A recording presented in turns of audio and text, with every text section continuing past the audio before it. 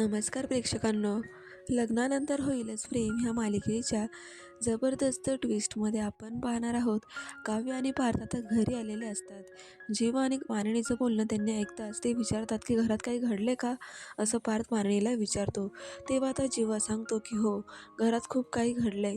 तो आता सांगायला सुरुवात करतो पार्थला की अरे, नंदिनीला वसू आत्यांबद्दल असं समजलंय, ते म्हणजे की आपल्या लग्नात नंदिनीला किडनॅप करणाऱ्या वसू आत्याच होत्या. त्यांनीच दीपकला हाताशी धरून नंदिनीला किडनॅप केलं होतं. त्यानंतर आता नंदिनीकडे 24 तास दिलेले होते, त्यातले 12 तास उरले आहेत. तिला पुरावा सिद्ध करायचा आहे, कारण बाबांचा सुद्धा नंदिनीवर विश्वास बसत नाहीये. आता ही गोष्ट ऐकल्यावर काव्याला मात्र डोळ्यातच पाणी येतं. पार्थला सुद्धा वाईट वाटत असतं की एवढं सगळं झालं आपल्या लग्नाच्या दिवशी, यावर त्यांचा विश्वासच बसत नसतो. इकडे आता जोरात रम्या आवाज देऊ लागते म्हणून सगळेजण हॉलमध्ये येतात. तिने तर आता नंदिनीची बॅगच भरून फेकलेली आहे.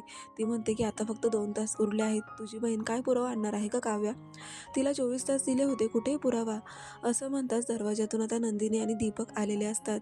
तर नंदिनी रम्याला म्हणते की हा घ्या पुरावा, असं म्हणून ती घरामध्ये प्रवेश करते. आता तिच्यासोबत दीपक असतो हे पाहून वसू आणि रम्याच्या पायाखालची जमीनच सरकते. त्यांना खूप मोठा धक्का बसतो की कारण आपलं सत्य, आपण केलेलं कांड आता समोर येईल घरच्यांच्या. तेव्हा आता प्रेक्षकांनो, दीपक काय सांगणार वसू आत्यांबद्दल हेच पाहणं रंजक ठरणार आहे. तो नंदिनीची बाजू घेईल का, पाहूयात उद्याच्या भागात. त्या अगोदर तुम्ही चॅनलला सबस्क्राईब करून घ्या असेच प्रोमो पाहण्यासाठी. धन्यवाद.